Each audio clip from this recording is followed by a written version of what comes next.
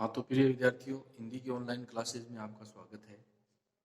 कल तक आप लोगों ने नागार्जुन का परिचय पढ़ा था, वो भी आपके कोर्स में है, हटाया नहीं गया है, जो कम किया गया उसमें। और आज है सुभद्रा कुमारी चौहान, कवित्री श्रीमती सुभद्रा कुमारी चौहान, जो झांसी की रानी कविता से प्रसिद्ध हुई। और झांसी की रानी जो कविता है वो आपके कोर्स में दी गई है। ये पाठ विशेष रूप से रखा गया है क्योंकि इसको पिछले साल ही जोड़ा था, इसलिए झांसी की रानी का जो परिचय है वो परीक्षा के अंदर अवश्य पूछा जा सकता है, इसलिए आप लोग विशेष रूप से ध्यान देंगे। तो ये स्वतंत्रता संग्राम की अमर गायिका के नाम से जानी जाती है। इन्होंने झांसी की रानी नामक जो कविता लिखी थी उसमें कई जो अंग्रेज अधिकारी हैं उनको उन्होंने मात दी थी, उनको हराया था और अंत में स्वयं वीर गति को प्राप्त हुई थी। इसलिए इनका जो कार्यकाल है वो बहुत ही कम का रहा है। ये 1904 में जन्मी थी और 1944 में चली गई, यानी 40 साल का ही इनका कार्यकाल रहा। 1944 आपके यहाँ तो नहीं दिया गया है, लेकिन इनका 12वीं कक्षा में मृत्यु दी गई है 1944 में, तो इनका कार्यकाल बहुत ही कम रहा। ये 23 वर्ष की आयु में ही विधवा हो गई और स्वतंत्रता संग्राम में भाग लेती रही। तो इस प्रकार से झांसी की रानी के नाम से इनका परिचय है। सुभद्रा कुमारी चौहान जो उनकी कवित्री रही है, जिन्होंने झांसी की रानी नामक कविता लिखी है। ठीक है, तो इनका परिचय हम पढ़ेंगे। स्वतंत्रता संग्राम की सक्रिय सेनानी, सक्रिय का मतलब है हर काम में आगे रहना, तो सक्रिय सेनानी, राष्ट्रीय चेतना की अमर गायिका, राष्ट्रीय चेतना की अमर गायिका तथा वीर रस की एकमात्र हिंदी कवित्री श्रीमती सुभद्रा कुमारी चौहान का जन्म सन 1904 में इलाहाबाद के एक संपन्न परिवार में हुआ था। ठीक है, ये राष्ट्रीय चेतना की अमर गायिका इसे कहते हैं, लोगों में राष्ट्रीय चेतना जगाने वाली इसे कहते हैं। वीर रस की एकमात्र कवित्री है ये, इन्होंने जो भी कविताएं लिखी हैं वो वीर रस में लिखी है। ठीक है, तो कविता पढ़ करके जो है हमारे मन में भी इस प्रकार से वीरों के से भाव उत्पन्न होते हैं। ठीक है, तो वो वीर रस होता है। तो वीर रस का मतलब ये है कि हम जब भी उनकी कविताओं को पढ़ते हैं तो हमें भी ऐसा लगता है कि वीरों के जो भाव हैं वो हमारे मन के अंदर उत्पन्न होते हैं, मन के अंदर आते हैं। इसलिए वीर रस की एकमात्र कवित्री श्रीमती सुभद्रा कुमारी चौहान का जन्म सन 1904 में इलाहाबाद के एक संपन्न परिवार में हुआ। उनका विवाह ठाकुर लक्ष्मण सिंह चौहान के साथ हुआ। विवाह के बाद उनके जीवन में नवीन मोड़ आया। विवाह के बाद में जो है उनके जीवन में नवीन मोड़ आया, यानी ये रानी जो है वो विधवा हो गई। कौन सी रानी? जो झांसी की रानी थी, उसके लिए कहा गया है। ठीक है, तो ये नवीन मोड़ आया और वे महात्मा गांधी से प्रभावित होकर के देश सेवा के में लग गई। ठीक है, देश सेवा के अंदर लग गई, अर्थात असहयोग आंदोलन में उन्होंने भाग लिया और ये कई बार जेल भी गई, देश सेवा में तत्पर हो गई। देश की स्वतंत्रता के लिए उन्होंने कई बार जेल की यात्रा की। असहयोग आंदोलन जो गांधी जी ने चलाया था उनसे वो प्रभावित हुई और उनमें भाग लेकर के अनेक बार जेल की यात्रा भी उन्होंने की। देश प्रेम की भावना को काव्यात्मक स्वर प्रदान करने वाली कवित्री के रूप में ये विख्यात है। ठीक है, तो वे देश प्रेम की भावना को काव्यात्मक स्वर प्रदान करने वाली कवित्री के रूप में विख्यात है। ठीक है, तो ये इनका जो परिचय है वो छोटा सा है, इसलिए आप लोगों को ये याद रखना है और ये परिचय अवश्य ही परीक्षा के अंदर पूछा जाता है। आप मान लीजिए कि 2021 में सुभद्रा कुमारी चौहान का परिचय अवश्य पूछा जाएगा, इसलिए आप लोग उनको याद रखेंगे। मात्र छोटा सा परिचय है ये, 2 अंक का परीक्षा के अंदर पूछा जाएगा और फिर अन्य जो है वो दूसरा एक कवि का या एक लेखक का। ठीक है।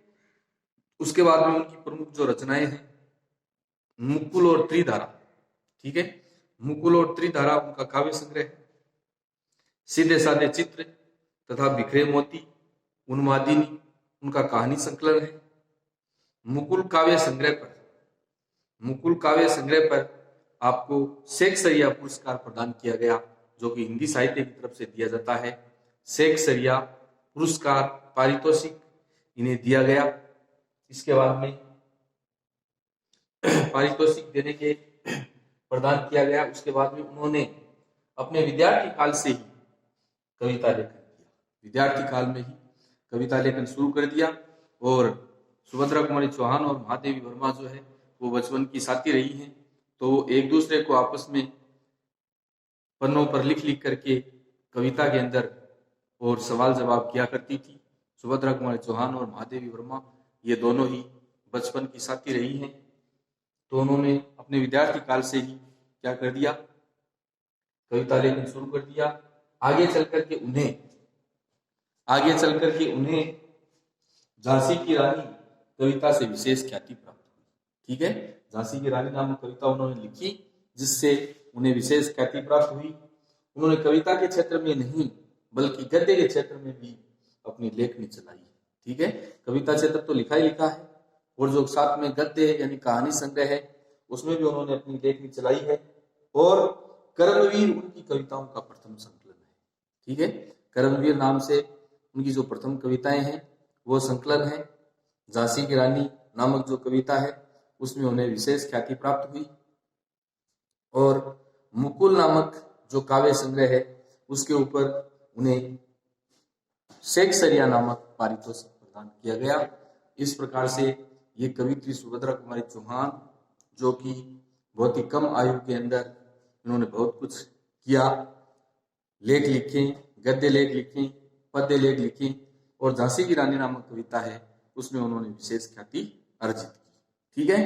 तो ये सुभद्रा कुमारी चौहान का परिचय है। अब पुनः एक बार इसको देखिए कि स्वतंत्रता संग्राम की ये सक्रिय सेनानी रही। स्वतंत्रता संग्राम में उन्होंने भाग लिया, तो उनकी ये सक्रिय सेनानी, राष्ट्रीय चेतना की अमर गायिका, लोगों के अंदर राष्ट्र के प्रति चेतना जगाने में उन्होंने विशेष भूमिका निभाई। इसलिए राष्ट्रीय चेतना की अमर गायिका तथा वीर रस की एकमात्र हिंदी कवित्री श्रीमती सुभद्रा कुमारी चौहान का जन्म सन 1904 में इलाहाबाद के एक संपन्न परिवार में हुआ था। ठीक है।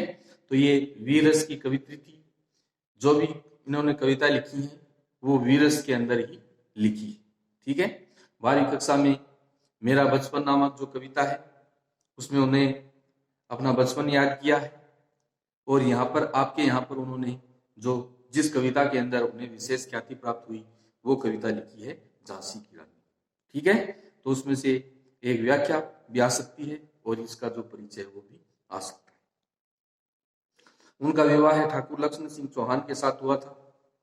विवाह के बाद उनके जीवन में नया मोड़ आया और वे महात्मा गांधी से प्रभावित होकर के देश सेवा के लिए तत्पर हो गए। महात्मा गांधी जी ने जो राष्ट्रीय असहयोग आंदोलन चलाया था उसमें उन्होंने भाग लिया और ये देश सेवा के अंदर लग गई।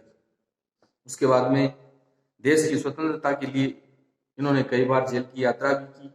असहयोग आंदोलन से प्रभावित होकर के ये कई बार जेल भी गई। वे देश प्रेम की भावना को काव्यात्मक स्वर देने में उन्होंने विशेष ख्याति अर्जित की, अर्थात वे देश प्रेम की भावना को काव्यात्मक स्वर प्रदान करने वाली कवित्री के रूप में विख्यात हुई। ठीक है। देश प्रेम की जो भावना है उनको उन्होंने काव्य का रूप दिया, अर्थात कविता के अंदर इन्होंने लिखा और कविता के अंदर लिख करके लोगों के सामने रखा। तो ये काव्यात्मक स्वर इन्होंने दिया। ये इनका परिचय हो गया। अब उनकी जो प्रमुख रचनाएं जो है वह मुकुल और त्रिधारा, ये उनका काव्य संग्रह है। सीधे साधे चित्र तथा बिखरे मोती, उन्मादिनी उनकी कहानी का संकलन है, यानी ये उन्होंने कहानियां लिखी हैं। मुकुल काव्य संग्रह पर उन्हें हिंदी साहित्य का शेक्सपियर पारितोषिक प्रदान किया गया। उसके बाद में उन्होंने जो अपना लेखन है वो विद्यार्थी काल में शुरू कर दिया। विद्यार्थी काल से ही उन्होंने कविता लिखना शुरू कर दिया। आगे चल करके झांसी की रानी कविता से विशेष ख्याति अर्जित की, विशेष ख्याति प्राप्त हुई उन्हें। उन्होंने कविता के क्षेत्र में नहीं बल्कि गद्य के क्षेत्र में भी अपनी लेखनी चलाई है और कर्मवीर उनकी कविताओं का संकलन है।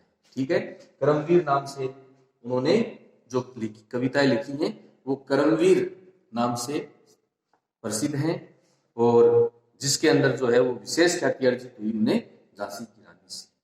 ठीक है, तो 1904 में जन्मी थी, 44 में चली गई और कम आयु के अंदर ही उन्होंने बहुत कुछ किया, बहुत कुछ लिखा, स्वतंत्रता संग्राम में भाग लिया और आगे चल करके जो है वो झांसी की रानी नामक कविता है उसमें उन्हें विशेष ख्याति अर्जित थी, विशेष ख्याति प्राप्त की। ठीक है, तो ये है झांसी की रानी का परिचय। इसका स्क्रीनशॉट लेकर के आप लोग कॉपी में उतार लीजिए और जो समस्या हो उसके बारे में आप लोग पूछिए ताकि ध्यान रहे। कल एक बच्चे ने पूछा था कि सुभद्रा कुमारी चौहान का परिचय आपने डाला या नहीं डाला, तो वो विद्यार्थी जो है वो आज अवश्य रूप से इसको देख लें। ये है सुभद्रा कुमारी चौहान का परिचय। ठीक है, तो इसको कॉपी में उतार लीजिए, बाकी कल देखेंगे। तब तक के लिए नमस्कार, धन्यवाद। इसको कॉपी में उतार लीजिए।